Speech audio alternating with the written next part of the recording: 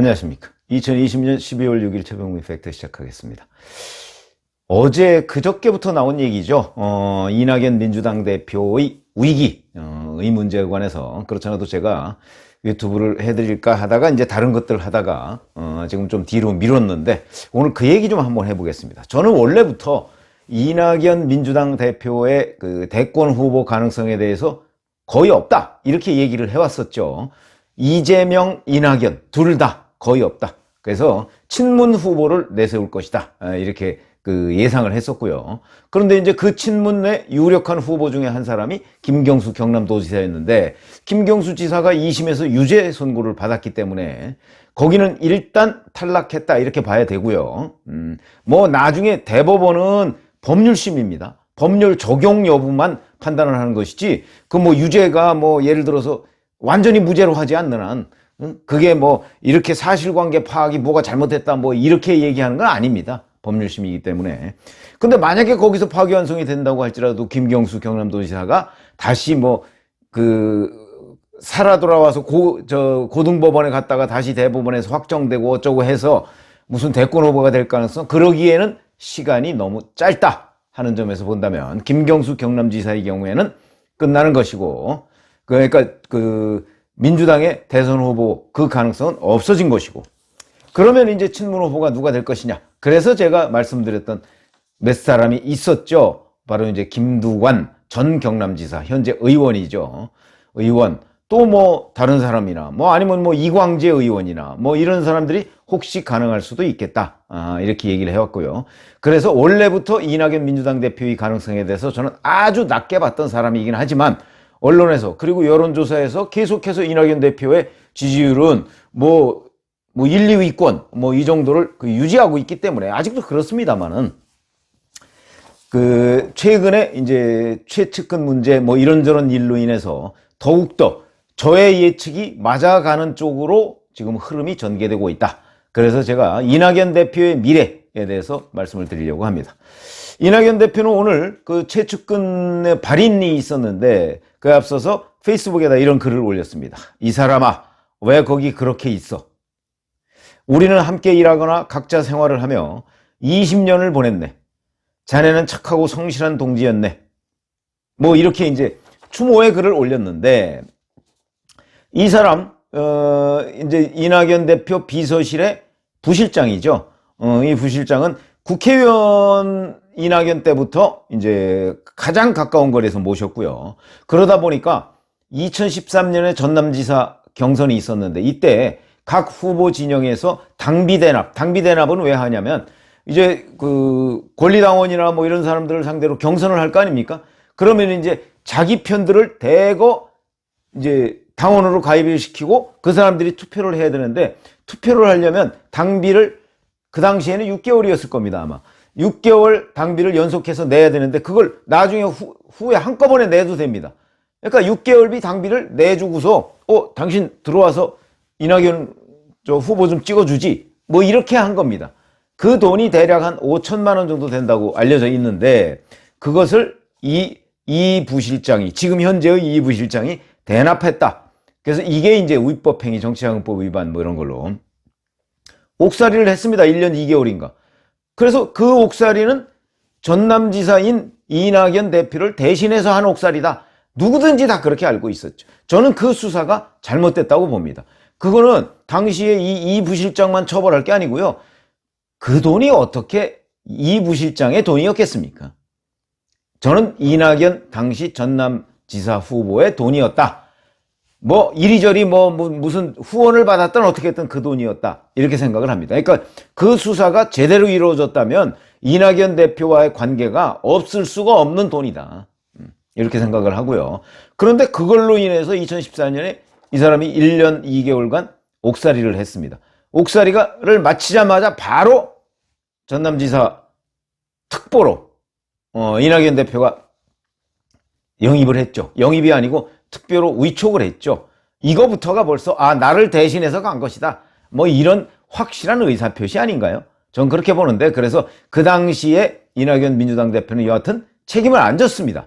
안 지고 측근만 감옥에 보낸 셈이 돼버렸죠. 이번에 바로 그 사람이 또 이런 일이 벌어진 건데 이렇게 그렇게 얘기를 했고요.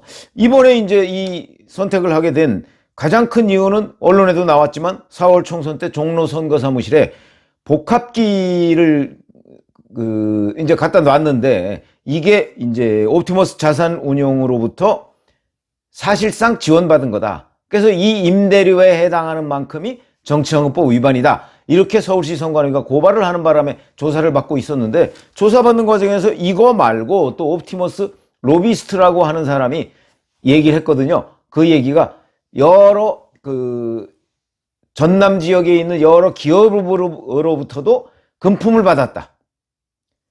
그것까지 함께 추궁을 받았다. 이런 얘기입니다. 그러다 보니까 이제 이런 선택을 했을지는 모르겠으나 어쨌든 간에 만약에 전남에 있는 여러 기업으로부터 금품을 받았다고 한다면 이 또한 이낙연 민주당 대표가 몰랐을 리가 없다. 그리고요, 이렇게 생각하시면 됩니다. 저희는 이제 정치 후기자를 오래 했기 때문에 그런 금전 관계를 대략은 파악하고 있습니다. 자세히는 모르지만 이게 뭐냐면요, 이낙연 민주당 대표가 충분히 이 부실장에 대해서 보상을 못 해주니까 이낙연 민주당 대표 얼굴을 보고 다른 기업들이 후원을 하는 겁니다. 그러니까 다른 기업들은요, 이 부실장이라는 사람을 보고 후원한 게 아니고 이낙연 대표를 보고 후원을 하는 거죠. 그렇기 때문에 이낙연 대표가 모를 수가 없다는 겁니다. 그런데 이낙연 대표는 지금 딱 잘라서 모른다고 하고 있죠. 그래서 그거는 뭐 검찰이 밝혀내야 될 부분이죠. 이낙연 민주당 대표가 어디까지 알았느냐 하는 거는 그런 부분이니까 그거는 지금 집권당 대표니까 뭐 어떻게 하겠습니까? 자, 그런데 어찌됐든 이거는 만약에 이낙연 민주당 대표가 민주당의 대권 후보가 된다면 다시 야권에 의해서 집중적인 공격을 받을 가능성이 매우 높은 재검증에 돌입할 수밖에 없는 일이다. 이렇게 얘기를 할 수가 있습니다. 이거는 팩트가 있기 때문에. 예를 들어서 당비 대납이라는 팩트가 있죠. 그 다음에 또 하나는 전남 지역에 있는 기업으로부터 돈을 받았다. 이런 팩트가 있죠. 그걸 과연 이낙연 대표가 몰랐느냐 알았느냐, 이거는 집중적인 재검증을 받아야 될 것이다. 이것도 이낙연 민주당 대표한테는 굉장한 악재이자 부담, 장애물이죠. 이렇게 되어 있습니다. 근데 이뿐만이 아니고 지지율 문제도 사실은 굉장히 요새 정체 상태입니다. 뭐 20% 안팎의 박스권에서 지금 딱 갇혀 있다. 이렇게 얘기를 할 수가 있는데 사실은 2018년 대략 한 8월, 9월 뭐 이쯤에 그 RN서치 조사에서 맨 처음 1위로 이낙연 민주당 대표가 치고 올라온 뒤에 지금 2년이 넘었습니다. 그런데 중간에 최근 한 8월, 9월 이후에는 이낙연, 이재명이 1, 2위를 엎치락뒤치락 하다가 이제는 11월 들어서 이낙연, 윤석열, 이재명이 1, 2, 3위를 엎치락뒤치락 하는 여론조사들이 나와 있습니다. 그렇다면 이낙연 민주당 대표는 초반에 한때 40%까지 치고 올라갔었는데 그거로 쭉 떨어져서 지금 20% 안팎의 박스권에 갇혀 있다. 그런데 이게 이렇게 되면서 8월 말에 취임한 이낙연 민주당 대표가 내년 3월 9일이면 그만둬야 됩니다. 대선에 나온다는 전제 아래. 근데 대선에 혹시 안 나온다고 결심을 했더라도 아마 그만둘 수밖에 없을 것이다. 왜냐하면 이미 차기 당대표를 노리고 있는 사람들이 뛰고 있습니다. 그러니까 이낙연 민주당 대표는 3월 달에 가서 내년 3월 9일이거든요. 3월 9일이니까 좀 대선에 나갈까 말까 뭐 이렇게 갸우뚱하더라도 밑에서 치고 올라오기 때문에 어차피 대표를 그만둘 수밖에 없을 것이다. 이런 말씀을 드리고요. 자, 그 다음에 이제는 또 이낙연 민주당 대표의 마이너스 요인이 또 있습니다. 무슨 얘기냐면, 자, 이낙연 민주당 대표는 당내에 현역 의원들 보면 이계호 의원 빼놓고서는 없습니다, 지금. 현역 의원 지지세가 없습니다. 그러다 보니까 친문의 지지를 받지 않을 수가 없다. 이런 이유 때문에 친문에 계속해서 코드를 맞춰왔습니다. 그 대표적인 게 바로 최근에 윤석열 검찰총장에 대한 국정조사 발언이 있습니다. 윤석열 총장의 혐의라는 게 추미애 장관이 얘기했던 6가지죠. 이 6가지가 매우 충격적이다. 아마 이낙연 대표 속으로는 그렇게 생각 안 할 겁니다. 그래도 정치부 기자를 그렇게 오래 한 사람인데 그 혐의를 보고 이게 무슨 근거가 있어 라고 생각했을 텐데 친문의 코드를 맞추려고 하다 보니까 추미애 장관이 얘기한 직무정지의 6가지 사유가 충격적이다 이렇게 얘기를 한 겁니다. 그러면서 국회에서 국정조사하는 방안을 검토해달라 그랬는데 이 국정조사를 국민의힘이 덜컥 받았죠. 주호영 국민의힘 원내대표가 덜컥 받았습니다. 왜냐하면 주호영 국민의힘 원내대표는 거기 판사 출신입니다. 그러다 보니까 그 6가지 사유를 보니까 이 정도면 국정조사 해도 된다. 해도 윤석열 검찰총장이 절대 밀리지 않을 것이다. 왜냐하면 팩트가 있으니까. 이렇게 판단해서 덜컥 받아버리니까 슬금슬금 뒤로 꽁무니 빼서 아니 그게 윤석열 총장 징계위 다음에 생각하자 어쩌고 그래서 망신살만 뻗쳤다 하는 것이고, 그 다음에 전세대란 관련해서도 지금 부동산 민심이 이렇게 아주 호되게 문재인 대통령을 질타하고 있는데, 호텔 전월세 이걸 언급하면서 국민들한테 조금만 기다려달라 이렇게 해서 마치 굉장히 호텔 전월세 대책이라는 것이 좋은 대책인 양 이렇게 상황을 호도하다가 역풍을 맞았다 하는 점도 있고, 그 다음에 또 이낙연 대표가 관훈클럽 토론회에서 어떤 얘기를 했었냐면, 대통령과 독대했을 때 현안과 관련해서 얘기를 했다고 했는데, 그러면서 그때 이제 여기저기 나오는 얘기는 김현미 국토부 장관, 추미애 법무부 장관 교체를 대통령한테 건의했다 이런 얘기가 나왔었는데, 그 이후에 대통령이 거절한 것 아니냐 또 이런 얘기가 나왔습니다. 그런데 이번에 부분 개각을 했는데 김현미 장관은 교체를 했는데 추미애 장관은 교체를 안 했습니다. 이렇게 되면 이낙연 대표의 위상, 집권당 대표의 위상이라는 것이 또다시 그냥 친문 눈치나 보는 사람이지 이 문재인 대통령과 가서 이런저런 얘기를 허심탄회하게 나눌 수 있는 입장은 아닌 것 아니야? 하는 그런 의심을 받게 생겼다 하는 것이죠.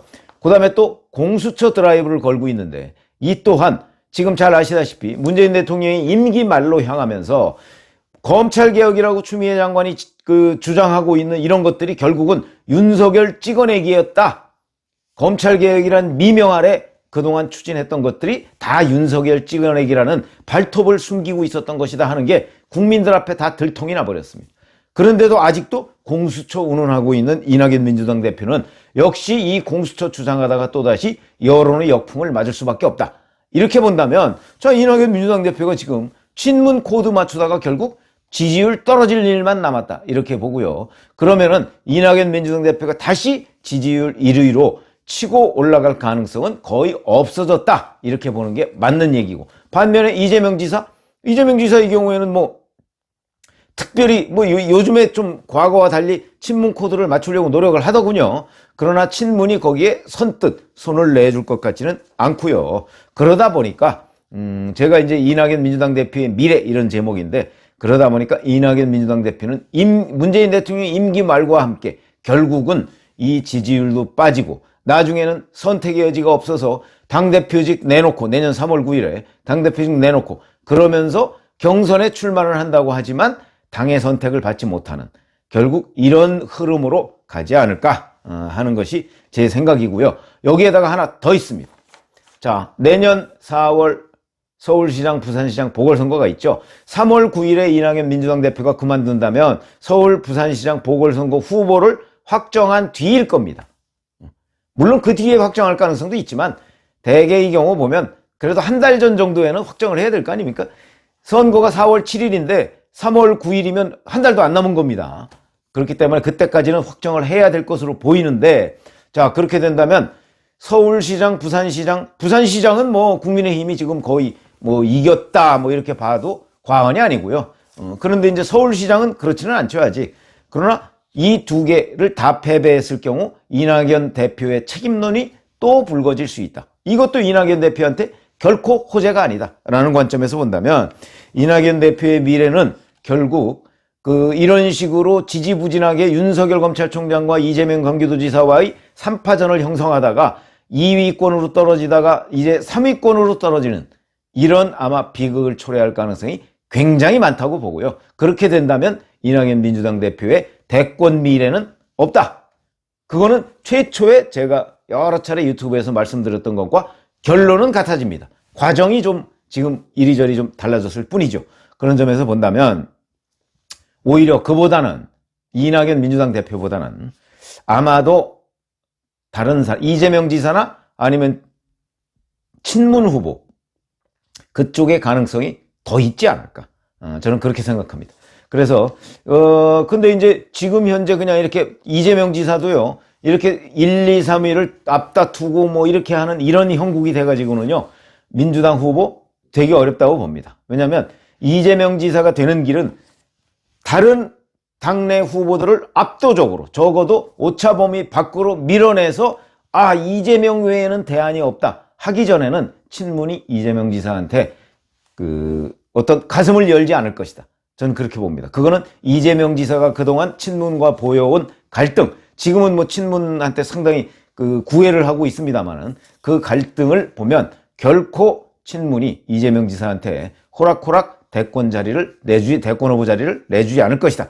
이렇게 본다면 저는 아직도, 물론 뭐 정치라는 게 살아 움직이긴 하지만 아직도 친문 후보를 별도로 낼 것이라는 이쪽에 더 무게중심을 두고 있습니다. 오늘은 이낙연 민주당 대표의 미래에 대해서 말씀을 드렸습니다. 감사합니다.